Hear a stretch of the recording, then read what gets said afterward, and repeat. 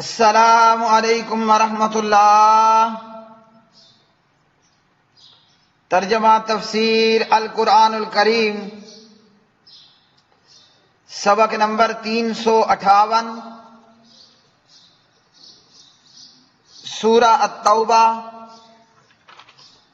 آیت 28 تا 29، پارہ نمبر 10۔ اعوذ باللہ من الشیطان الرجیم۔ یا ایہا الذین آمنوا ما لکم اذا قیل لکم انفروا فی سبیل اللہ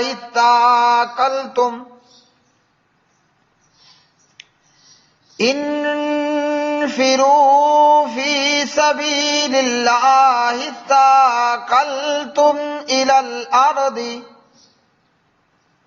ارضیتم بالحیاۃ الدنیا من الآخرہ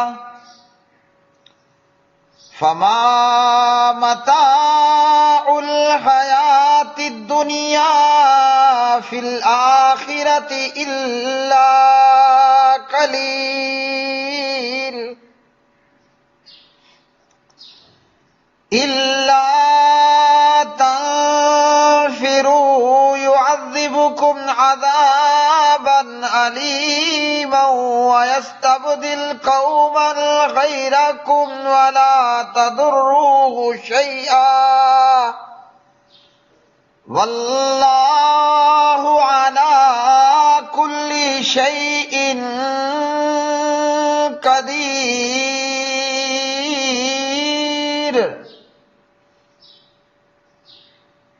اے لوگو جو ایمان لائے ہو، تمہیں کیا ہے کہ جب تم سے کہا جاتا ہے اللہ تعالیٰ کے راستے میں نکلو تو تم زمین کی طرف نہایت بوجھل ہو جاتے ہو؟ کیا تم آخرت کے مقابلے میں دنیا کی زندگی پر خوش ہو گئے ہو؟ تو دنیا کی زندگی کا سامان آخرت کے مقابلے میں نہیں ہے مگر بہت تھوڑا۔ اگر تم نہ نکلو گے تو وہ تمہیں دردناک عذاب دے گا اور بدل کر تمہارے علاوہ اور لوگ لے آئے گا اور تم اس کا کچھ نقصان نہ کرو گے، اور اللہ تعالیٰ ہر چیز پر پوری طرح قادر ہے۔ یا ایھا الذین، اے وہ لوگو جو آمنو ایمان لائے ہو، ما کیا ہے، لکم تمہیں، اذا جب، قیلا کہا جاتا ہے، لکم تم سے،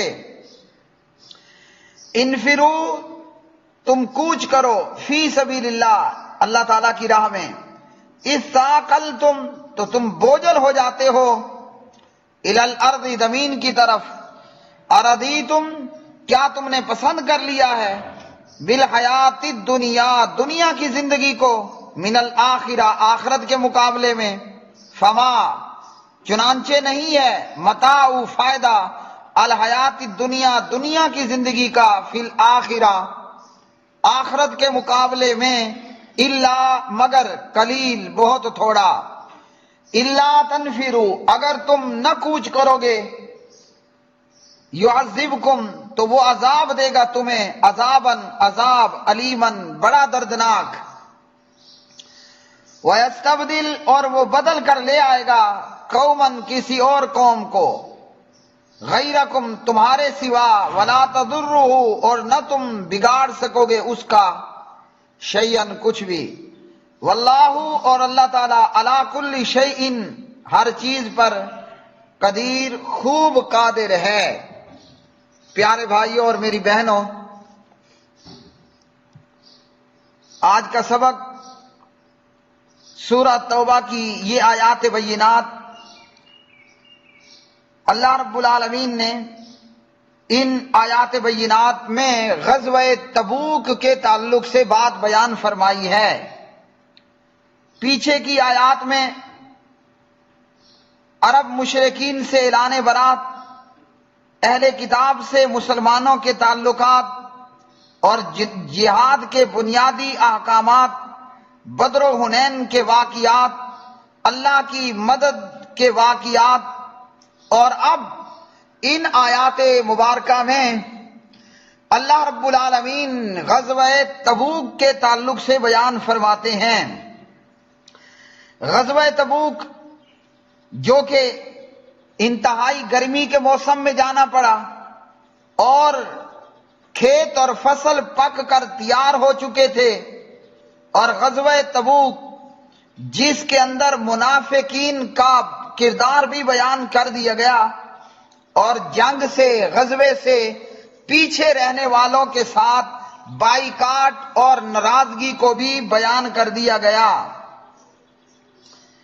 یہ غزوہ تبوک مسلمانوں میں سے جو اپنے آپ کو مسلمان کہلوانے والے تھے لیکن وہ اس غزوے سے پیچھے رہے، ان میں سر فہرست منافقین اور چند ایک مخلص اور صحابہ کرام رضوان اللہ علیہ مجمعین، ہلال بن امیہ، مرارہ بن ربیع، کعب بن مالک رضی اللہ تعالی عنہ مجمعین، یہ بھی بغیر کسی عذر کے اس غزوے سے پیچھے رہ گئے۔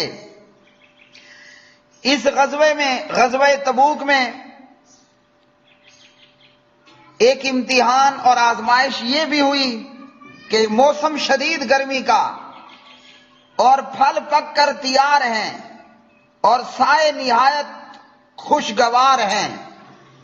یہ تمام چیزیں یہاں موجود تھیں، گرمی بھی شدید اپنے عروج پر، اور پھل بھی پک کر تیار ہو چکے، سفر بھی بڑی دور کا، یعنی مشقت بھرا اور تکلیفوں بھرا سفر تھا، لیکن منافقوں نے اس غزوے سے اپنے آپ کو دور رکھا، اور یہ تین صحابہ کرام بھی سستی کی وجہ سے اس غزوے سے پیچھے رہ گئے۔ اللہ سبحانہ و تعالیٰ نے فرمایا کہ ایمان والو، اللہ کی راہ میں جہاد کے لیے نکلنے کو کہا جاتا ہے تو تم زمین پہ گر جاتے ہو، اور آخرت کے مقابلے میں دنیا کی زندگی کو ترجیح دیتے ہو، حالانکہ یہ دنیا کی زندگی آخرت کے مقابلے میں تو کوئی حیثیت، کوئی معیار اور کوئی وزن رکھتی ہی نہیں ہے۔ دنیا کی زندگی آخرت کی زندگی کے مقابلے میں کچھ ہی بھی نہیں۔ جیسا کہ کوئی بندہ اپنی انگلی وہ سمندر کے پانی میں ڈبو دے تو اس انگلی پر لگنے والے پانی کی مثال یہ ہے دنیا۔ آپ اپنی انگلی سمندر میں ڈال دیں، انگلی پہ جتنا پانی لگ گیا، ٹھہر گیا، موجود ہو، وہ ہے دنیا، اور آگے موجود یہ سمندر، یہ ہے آخرت۔ اب ایک دو قطرے کا کیا سمندر سے کوئی مقابلہ ہے؟ ایک دو قطرے کا سمندر سے بھی بھلا کوئی مقابلہ ہے؟ تو کوئی مقابلہ نہیں ہے۔ تو انگلی پہ لگنے والے پانی کے چند قطرے، یہ دنیا کی زندگی ہے، اور آگے موجود سمندر جس کا آپ کو کبھی نہ کنارہ ملا نہ کبھی اس کا کنارہ ملے گا، یہ ہے آخرت کی زندگی، جیسا کہ نبی علیہ الصلوۃ والسلام سے اسی طرح نقل کیا گیا۔ صحیح مسلم حدیث نمبر 2858۔ تبوک ایک مشہور مقام کا نام ہے جو مدینہ پاک سے شمال کی طرف تقریباً 600 کلومیٹر کے فاصلے پر واقع ہے، اور ہم یہ بھی جانتے ہیں کہ 14 صدیاں پہلے نہ تو ٹینک تھے، نہ جہاز تھے، نہ بمبار جیٹ تھے، نہ ہیلی تھے، گھوڑوں پہ، گدوں پہ اور پیدل اس غزوے کے لیے نکلنا تھا۔ اور اوپر سونے پہ سہاگا یہ ہے کہ جہاں گرمی اپنے عروج پر، پیک پر ہے، اور اسی طرح پھل بھی پک کر تیار ہو چکے۔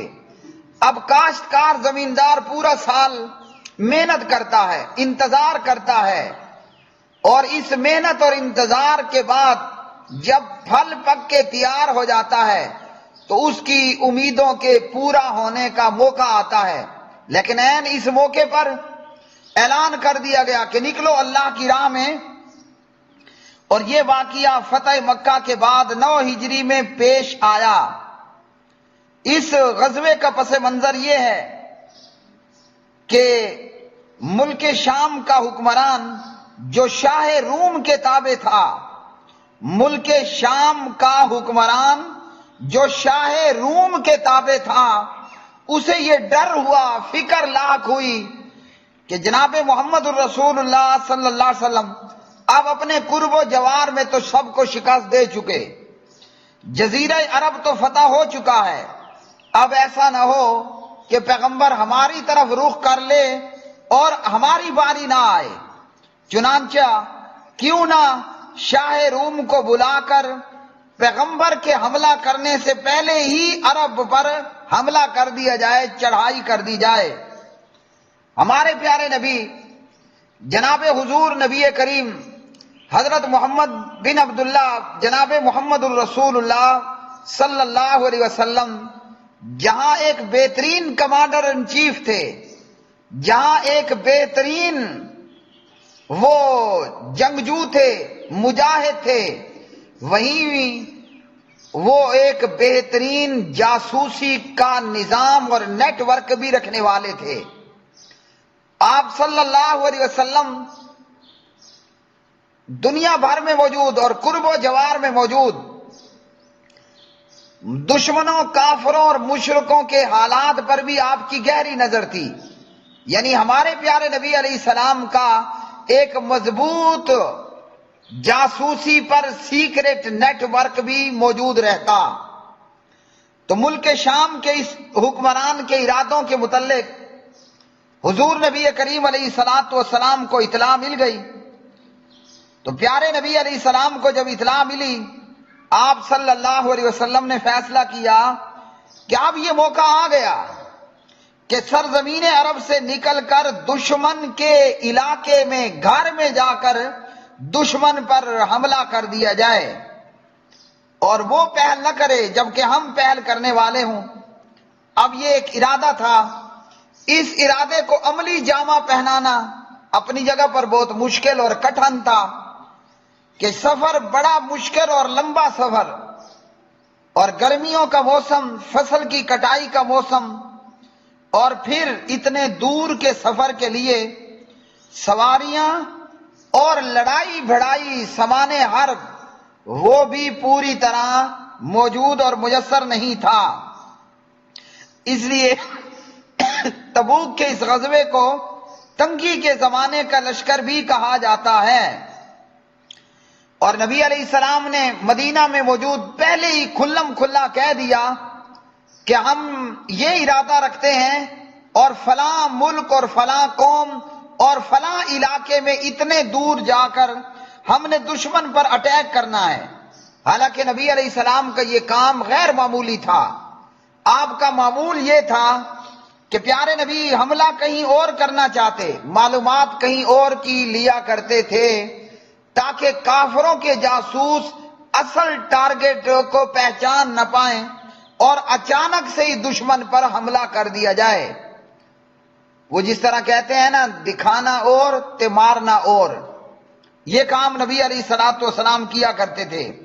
لیکن غزوہ تبوک کے موقع پر پہلے سے ہی نبی علیہ السلام نے دو ٹوک کہہ دیا کہ ہمارا یہ ارادہ ہے، تاکہ مجاہدوں کو اچھی طرح معلوم ہو جائے کہ یہ بڑا ہی کٹھن اور مشکل غزوہ اور مشکل راستہ ہے اور انتہائی محنت کا کام ہے۔ اور نبی علیہ الصلوۃ والسلام تیار ہوئے، لوگوں کو اپنا ہدف واضح طور پر بتا دیا اور سب کو نکلنے کا حکم دیا۔ 30,000 کے قریب مجاہدین کا جتھا اور لشکر تیار ہوا۔ نبی علیہ السلام نے اس سے پہلے شاہ روم کو خط بھی لکھا تھا اور اسے اسلام کی دعوت دی گئی۔ شاہ روم اسلام لانے پر تیار بھی ہوا، لیکن قوم نے ساتھ نہ دیا اور اس کی بد نصیبی کہ وہ اسلام سے محروم رہا۔ نبی علیہ السلام اپنے لشکر کو لے کر، یہ لشکر کون سا تھا؟ طیبہ کا لشکر، ہم کہہ سکتے ہیں لشکر طیبہ۔ امام المجاہدین جناب محمد الرسول اللہ صلی اللہ علیہ وسلم 30,000 پر مشتمل لشکر طیبہ کو لے کر تبوک پہنچتے ہیں۔ اور لشکر طیبہ مراد طیبہ کا لشکر، مدینہ طیبہ کا لشکر 20 دن نبی علیہ السلام تبوک پہنچ کر دشمن کا انتظار کرتے رہے۔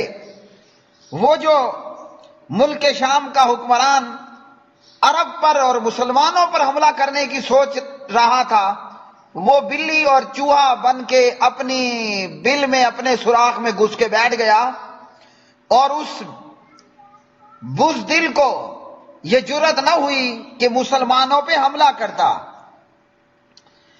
نبی علیہ السلام انتظار کرتے رہے مگر دشمن مقابلے میں نہ آیا، اور یوں جنگ بھی نہ ہوئی، اور ارد گرد کے علاقے کے لوگ آپ کی خدمت میں آئے اور اطاعت کا عہد کیا اگرچہ مسلمان نہ ہوئے۔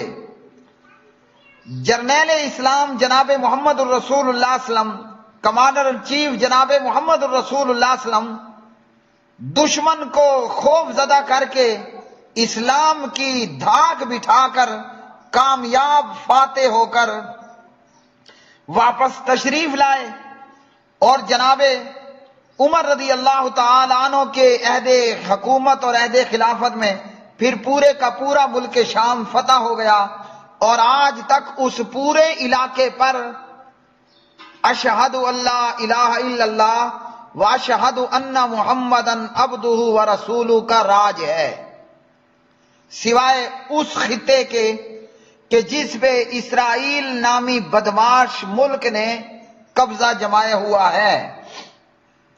اس غزوے کے اندر جب نبی علیہ السلام نکلے اور واپس آئے تو جو منافق تھے، منافقوں نے آ کر اپنے اپنے عذر بیان کیے۔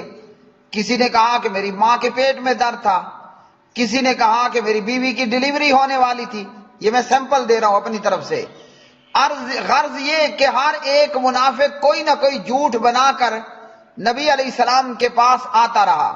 آپ کو بھی معلوم تھا یہ جھوٹ ہی بول رہے ہیں، لیکن ان لوگوں کے جھوٹے عذروں کو بھی قبول کیا اور دفع کیا اور جانے دیا۔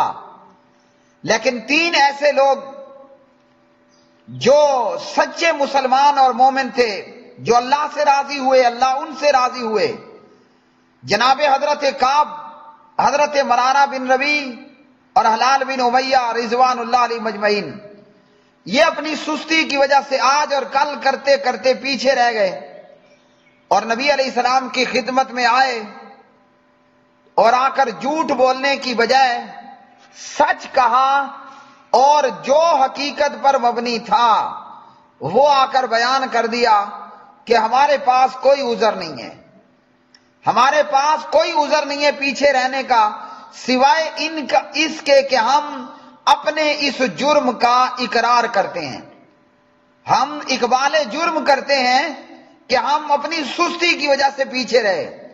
پھر ان تینوں کو سزا ہوئی اور ان کے ساتھ بائیکاٹ کیا گیا، یہاں تک کہ بول چال اور ہر قسم کا سوشل بائیکاٹ ہوا، اور پھر یہ لوگ اس موقع پر اللہ سبحانہ و تعالیٰ سے لگاتار کنٹینیو توبہ اور استغفار کرتے رہے، یہاں تک کہ اللہ نے ان تینوں کی توبہ کا نزول کیا، اور ان تینوں کی توبہ اللہ کی بارگاہ میں، اللہ کے دربار میں مقبول ہوئی۔ یہ اللہ سے راضی ہوئے اور اللہ رب العالمین ان سے راضی ہوا۔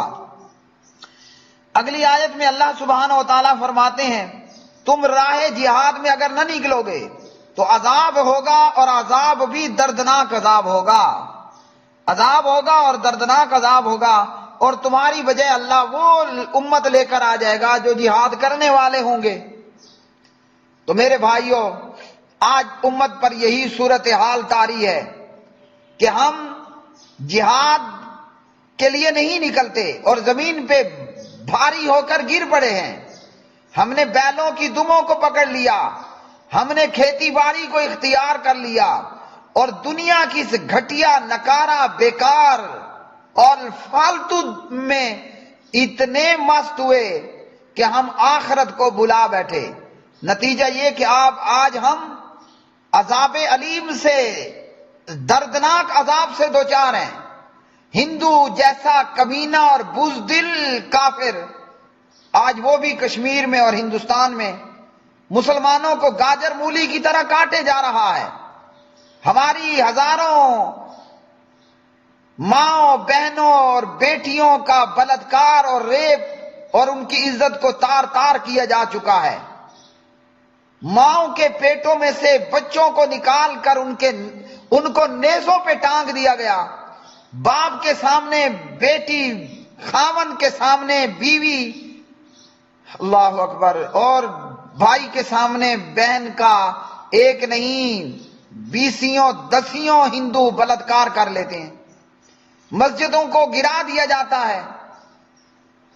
اور اسی طرح دنیا بھر میں موجود مختلف خطوں کے اندر، شام ہے تو ہم عذاب علیم سے دردناک ہیں، یعنی سوریا. ہندوستان ہے تو ہم عذاب علیم سے دوچار ہیں. افغانستان ہے تو ہم عذاب علیم سے دوچار ہیں. عراق اور فلسطین ہے، برما اور اراکان ہے تو ہم عذاب علیم سے دوچار ہیں. یہ مصیبت ہمارے اوپر کیوں ہے کہ ہم نے دنیا کی گھٹیا زندگی کو لے لیا اور جہاد کو چھوڑ کر آخرت کو بھلا بیٹھے. مسلمانوں، اگر ہم چاہتے ہیں کہ ہم عزت والی زندگی حاصل کریں تو عزت کی زندگی کے لیے ضروری ہے کہ ہم موت کو زندگی پر ترجیح دیں. ہم زندگی کی بجائے موت سے پریم کریں. ہم زندگی کی بجائے موت سے الفت اور محبت کریں.